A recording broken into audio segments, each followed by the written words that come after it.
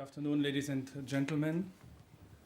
Following his arrest 2 days ago on Wednesday, Goran Hadzic has been transferred today to the detention facility. He will make his initial appearance before a judge on Monday afternoon at 4 o'clock. As you know, Hadzic was indicted first in 2004, but he escaped under very suspicious circumstances just before he was to be arrested. We are looking forward to receive additional information from the Serbian authorities in relation to the fact how he could escape justice for 7 years. For many, Hadzic's arrest may not rank alongside the arrests of Milosevic, Karadzic, or Mladic. However, Hadzic was a senior political figure during the conflict in the former Yugoslavia, and the crimes charged against him are extensive and grave. Hadzic was the wartime Croatian Serb political leader of the self-proclaimed districts of Slavonia, Baranja, and Western Srem, and the Krajina. He is alleged to have participated in a joint criminal enterprise spanning 3 years between 1991 and 1993. Hadzic and his co-perpetrators set out to cleanse the non-Serb population from about 1/3 of Croatia and annex the territory as part of a new Serb-dominated state.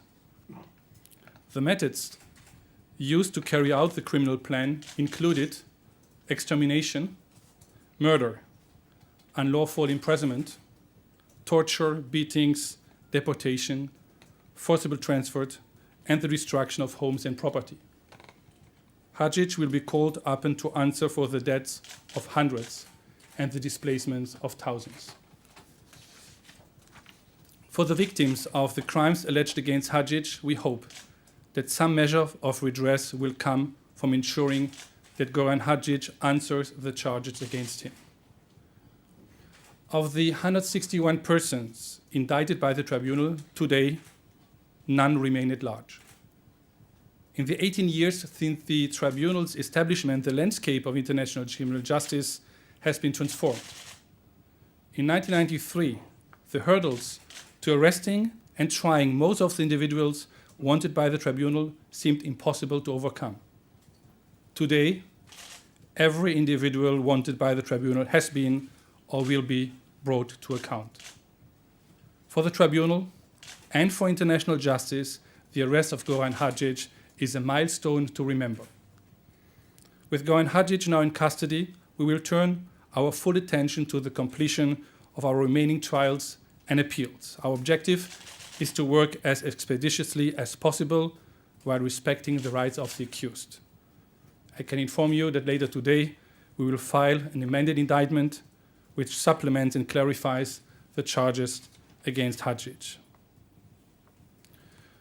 Goran Hadzic's arrest continues a new phase in Serbia's cooperation with the tribunal. In combination with the arrest of Ratko Mladic less than 2 months ago, Hadzic's arrest is evidence of Serbia's genuine commitment to cooperating with the tribunal. By apprehending Hadzic, the Serbian authorities have fulfilled an additional key international obligation. We acknowledge the efforts of President Tadic, the National Security Council, the action team in charge of arresting the fugitives, and the services that carried out the operations on the ground.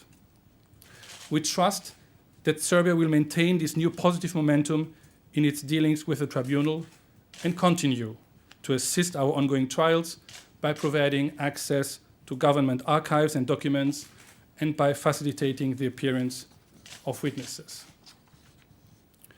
With all persons wanted by the tribunal now in custody, we thank the international community for facilitating the arrest of the tribunal's indictees. We recognize in particular the role of the European Union, whose principled policies of European Union enlargement have given Serbia positive incentives to cooperate with the tribunal. We ask the international community to support the completion of our work and to ensure we have the necessary resources needed to finish the job we have been asked to do. I also thank the tribunal staff for playing a pivotal role in bringing about the successes we speak of today. Finally, I would like to thank the Dutch authorities for the assistance they have provided during the transfer of Goran Hadzic, but also for their support for the work of the tribunal more generally. In conclusion, let me say that we are mindful that the tribunal is part of a much broader process for establishing accountability for atrocities committed during the wars in the former Yugoslavia. But the victims of thousands of other crimes are still waiting for justice. The prosecution of war crimes in national proceedings remain a critical challenge for the region and its people. We will give priority to assisting national authorities in the former Yugoslavia with the fight against impunity. The international community must also show leadership in empowering national authorities to continue the process begun by the tribunal. But for today, we can feel a measure of satisfaction in knowing that there are no longer fugitives from the tribunal's judicial process, and we can close the chapter of the fugitives today. However, much more work remains to be done by this tribunal and by our colleagues, prosecutors in the region. Thank you very much. If you have questions, please feel free. You briefly mentioned the amendment of the indictment. I wonder if you could elaborate on the reasons why you feel it is necessary to change the indictment at this stage. Yeah, as you know, there is this general praxis at the tribunal, which has been implemented every time a fugitive has been arrested, to update the indictment based on a number of factors. In the case of Hadzic, the amendments were necessary on one hand in order to clarify some of the crime base. We gave more explanation in the new indictment, which will be filed publicly today, and you will have, of course, access to this document. We have added some individual crimes, but we have also added a mode of liability. In the initial indictment, it was the so-called 7-1, so it's individual criminal responsibility, but we have added also responsibility as superior. So there are a number of technical changes, but basically the amended indictment is very similar and covering the same period and the same region as the first one. Please. The amended indictment remains with 14 counts, is that correct? I think so. And I can ask, the timing of the amendment seems like an extraordinary coincidence that it should come. The judges should grant it the day before his arrest is announced. And that it was, you submitted the indictment, I suppose, a few weeks earlier than that.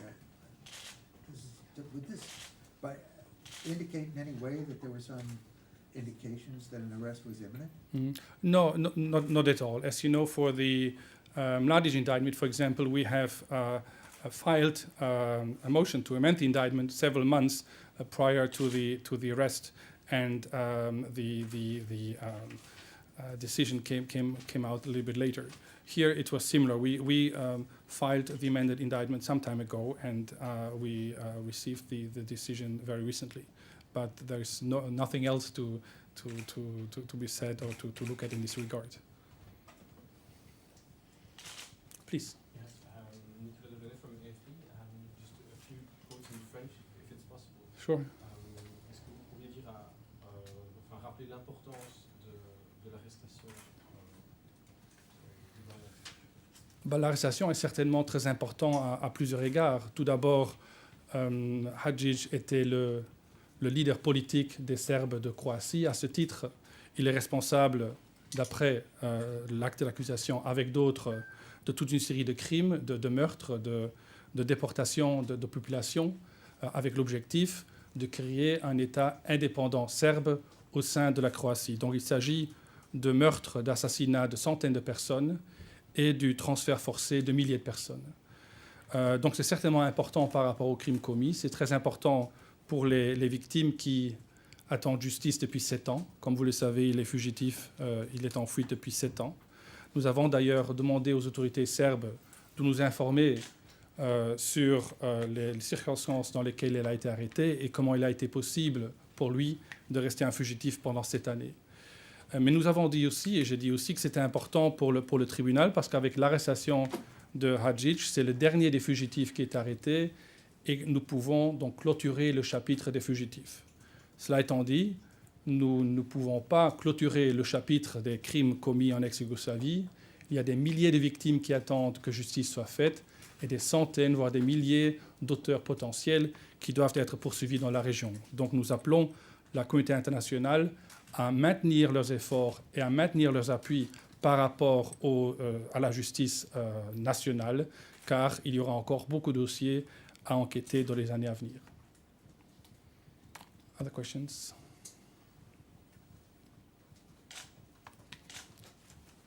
If there are no other questions, I thank you very much. The registrar is here to answer other practical questions you may have. Thank you very much. Have a nice day. Thank you. Good afternoon. Thank you for coming. It's good to be here and to see you again so shortly after the arrest of Ratko Mladic. I've just returned from receiving Mr. Hadzic at the airport. The Dutch authorities have transferred him to the United Nations detention unit, where he will be detained during his trial. As with all of our accused, my role is to ensure that Mr. Hadzic, that his detainee rights are respected and that the conditions of custody meet the highest international standards. This will include providing him with the best possible medical care and ensuring that he has adequate facilities for the preparation of his defence. Following the arrest of Ratko Mladic at the end of May, Mr. Hadzic was the last remaining fugitive of the 161 people indicted by the tribunal. It sends a very strong signal throughout the world that international criminal justice is achievable. His arrest confirms the extraordinary success story that is the ICTY. The era of impunity is now over for all those who have been indicted by the ICTY, and it's a really historic occasion. It confirms that the Security Council took a truly visionary step back in 1993 when it established the ICTY. It's also a big day for the people of the former Yugoslavia, and in particular the victims of the wars of the 1990s. The tribunal will now be able to focus on the completion of its judicial work. This will cement the legacy of the ICTY and ensure that its achievements continue resonating long after its doors have closed. I thank you very much for coming. I'm available if you have any questions that you'd like to ask. Do you Please. have any results of the initial medical examination? He, State of health? yeah, when I met him just a couple of hours ago at the airport, he seemed in pretty good shape. He was extremely cooperative. He's now been taken to the detention unit, and part of the procedure there is that he will be examined by the United Nations detention unit doctor. The nurses will see him. It's part of the induction process that he goes through. But at the moment I have no indication that there's anything to report on that. The media received notice this afternoon that a lead counsel has been appointed for Ratko Mladic. Yes. Does that mean that the defense team is now fully constituted? I'm asking this question because the suspect asked for two lawyers of his personal preference that did not qualify to be a lead counsel. But are they going to be part of the defense team as co-counsel?